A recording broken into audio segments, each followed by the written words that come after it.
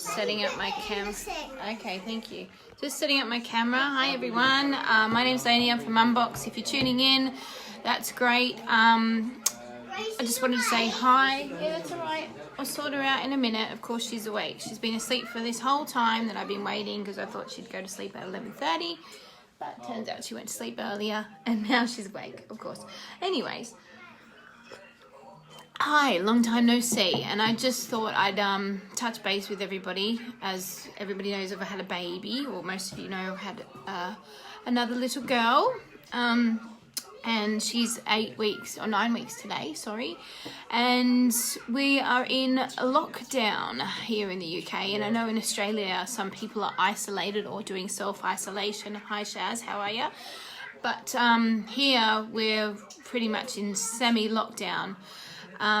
And yeah, just it's a bit hectic, it's a bit crazy.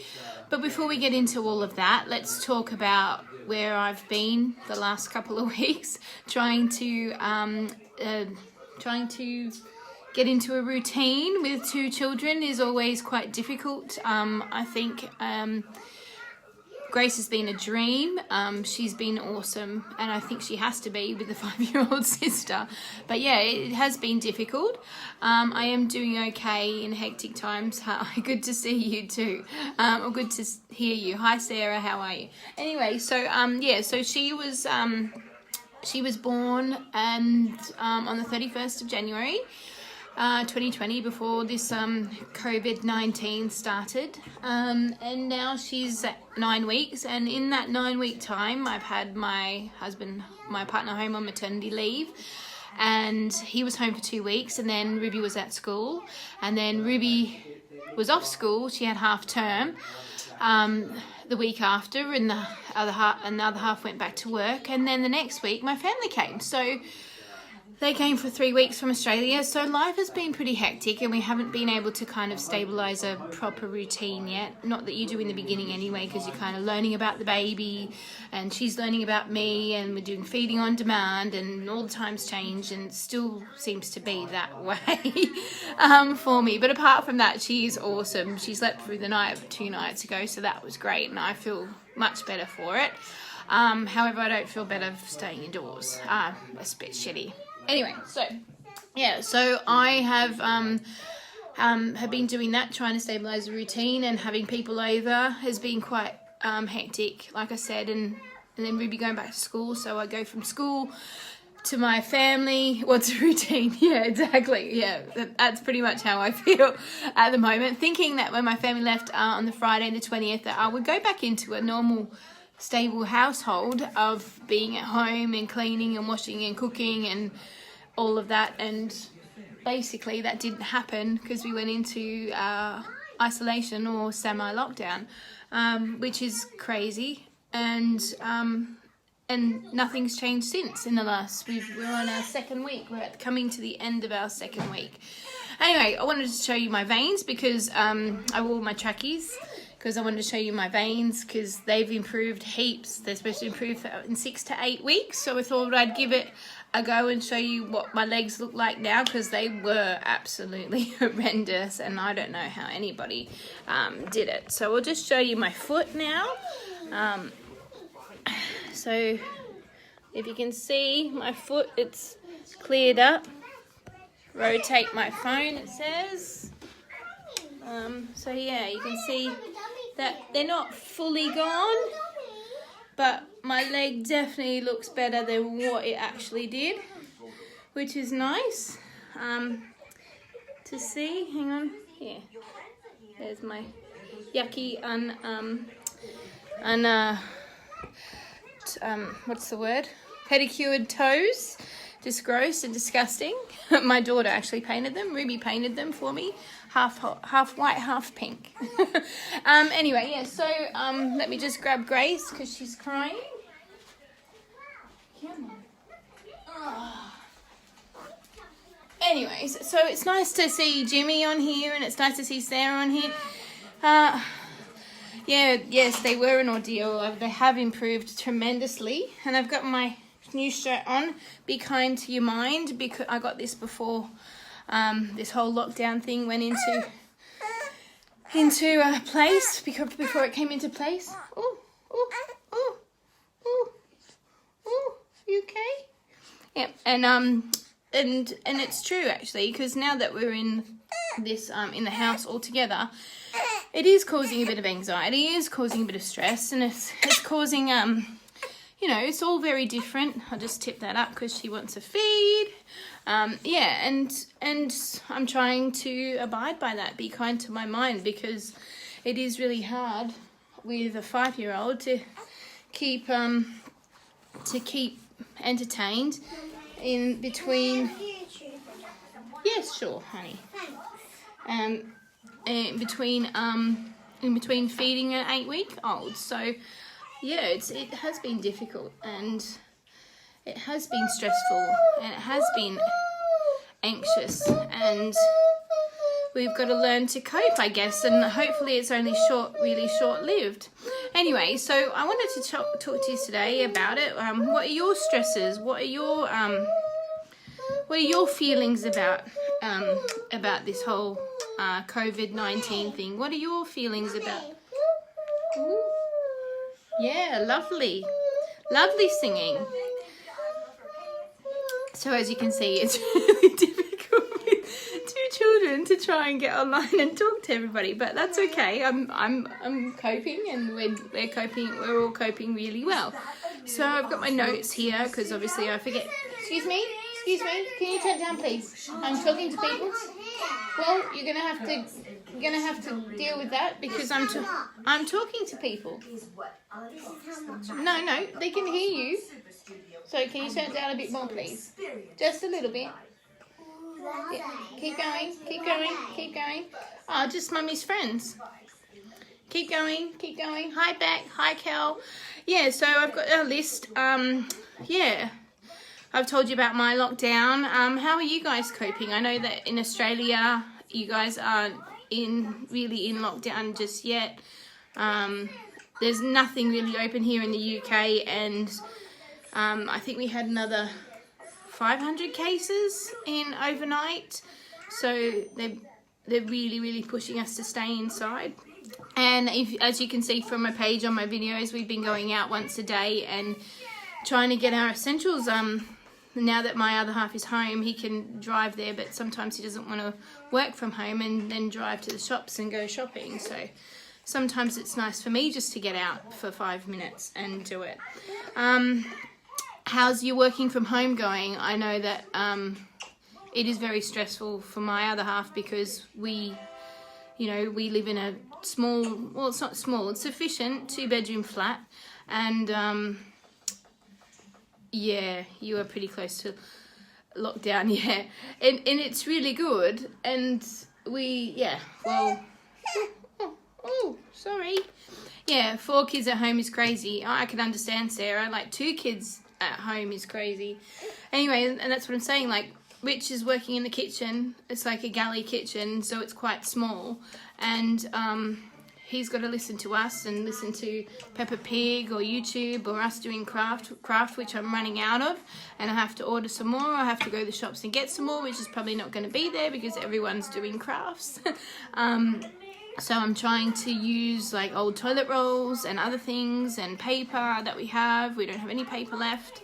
And yeah, it is really difficult. I can't imagine what it would be like with more than 2 kids, and it's hard enough with Ruby just trying to entertain her in between Grace, because as you know, babies, they need your attention. They need you. They don't have anything else but you, and she's at that stage where she knows now, and she just wants to be on me constantly, which is crazy.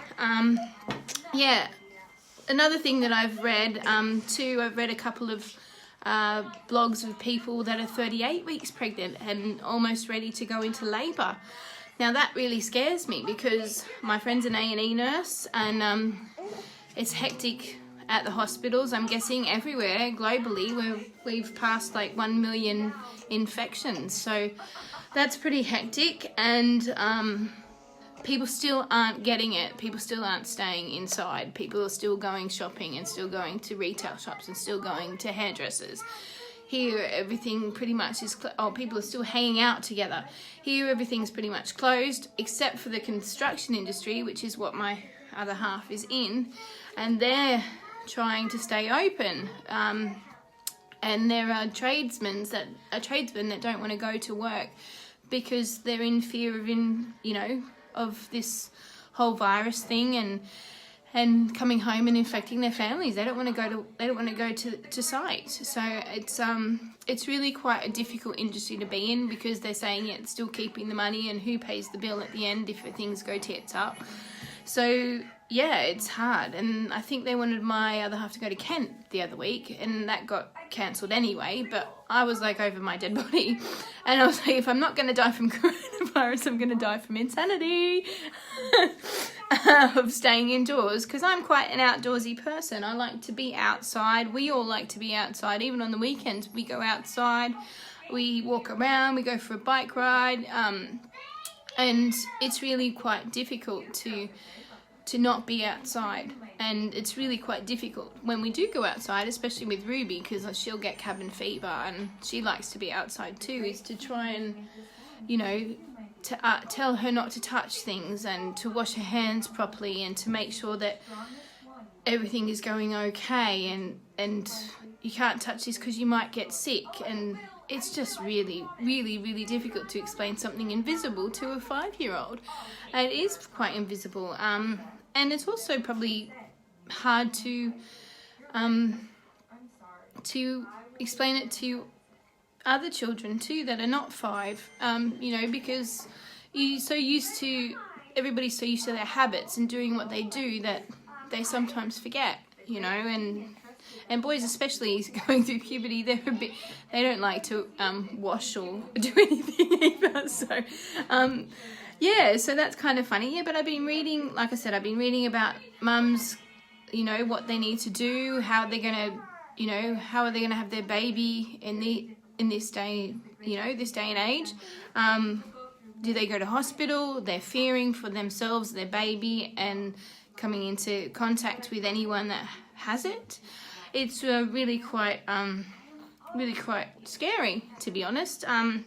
Whoever thought that if someone said to us in 2020 that there's going to be a virus that takes over the world globally, you would think that you would just laugh in their face. You'd be like, yeah, whatever, that's never going to happen. And it is, so it's crazy. Anyway, does it impact you? How does it impact you? I've told you how it impacts us. Like, as you can see, I'll show you. We've got stuff everywhere. So we've got Ruby, I'm going to call her Rainbow Bright, because we did her hair colour. So she's watching YouTube on the telly. We've got all our craft and stuff over there. And my tea and my computer. We've got Gracie in the corner over here.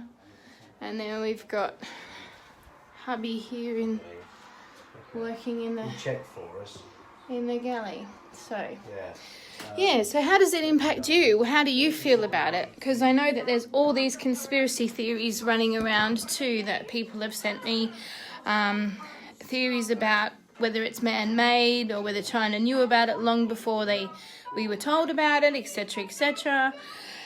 Yeah, anyway, how much anxiety has it caused you? Because I know some people are single mums, and they've got children, and some people can't go to the shop with all their 4 children because they're single, they've got no one else to do it, and then you've got deliveries. But then what we do with our deliveries or with our groceries is we just sanitize all the packets, because you don't know who's touched it, right? So, and that's like normal, everyday normal stuff. You don't really know who's touched it or what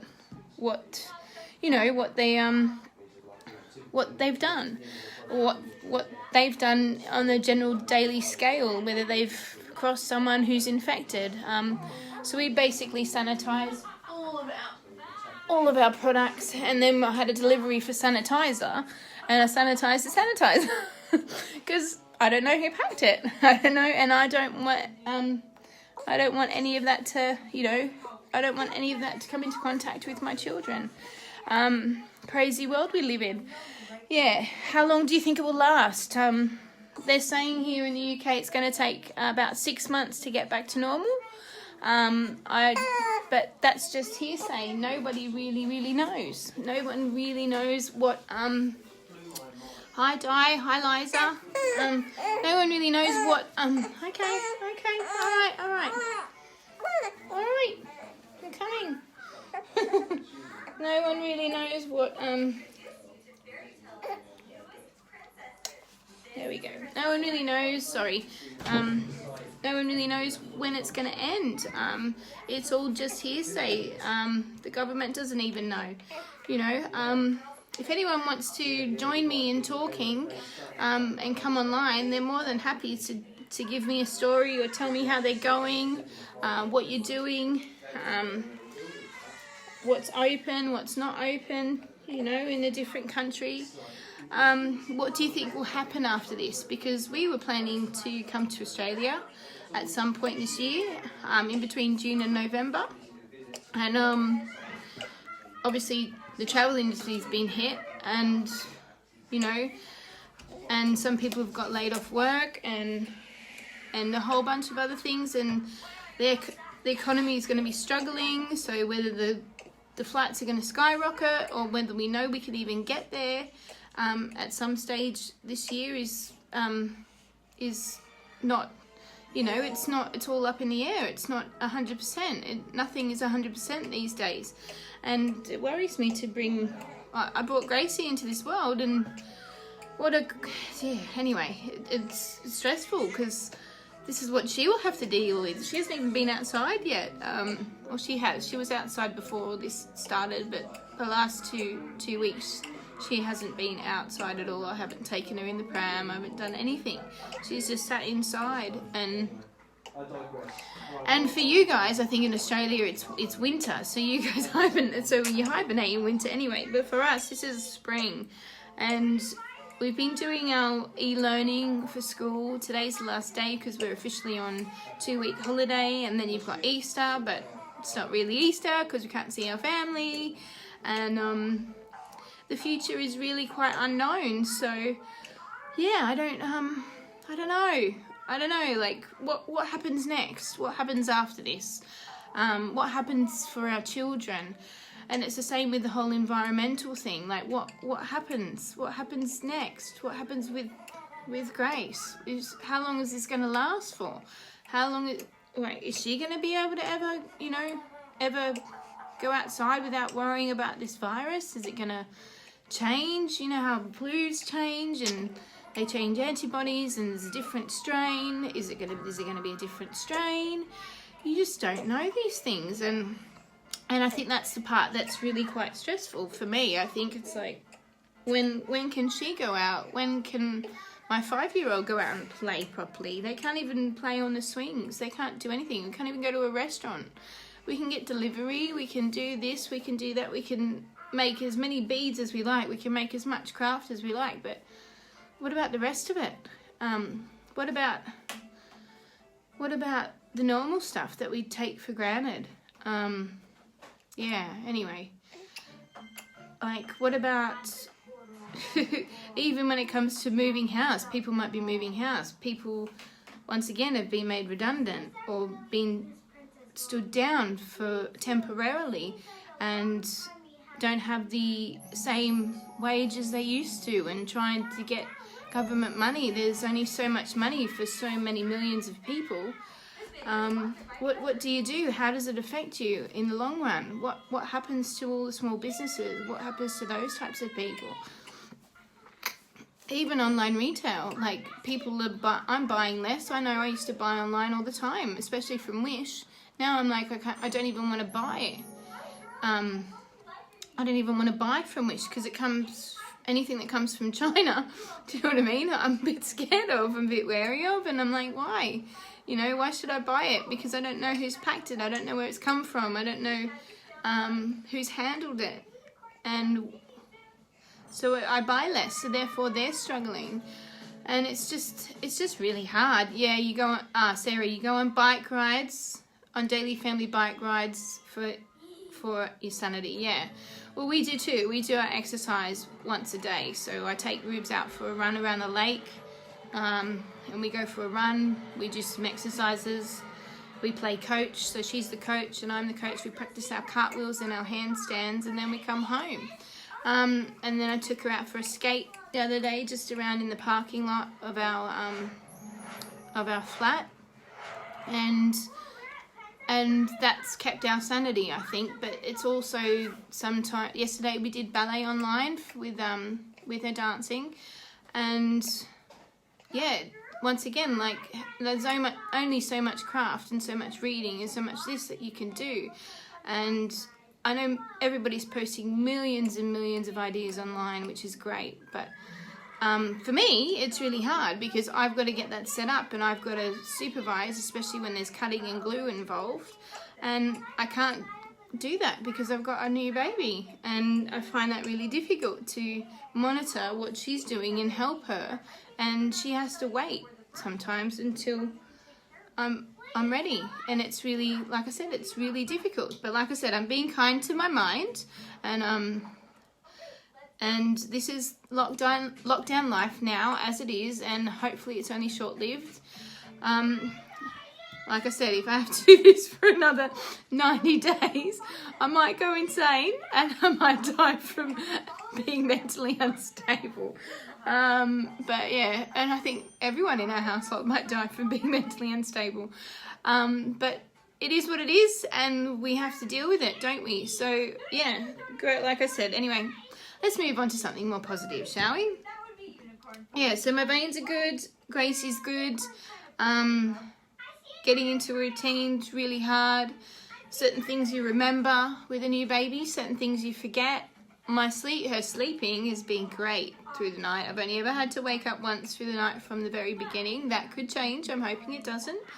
And sometimes not at all, depending on the time.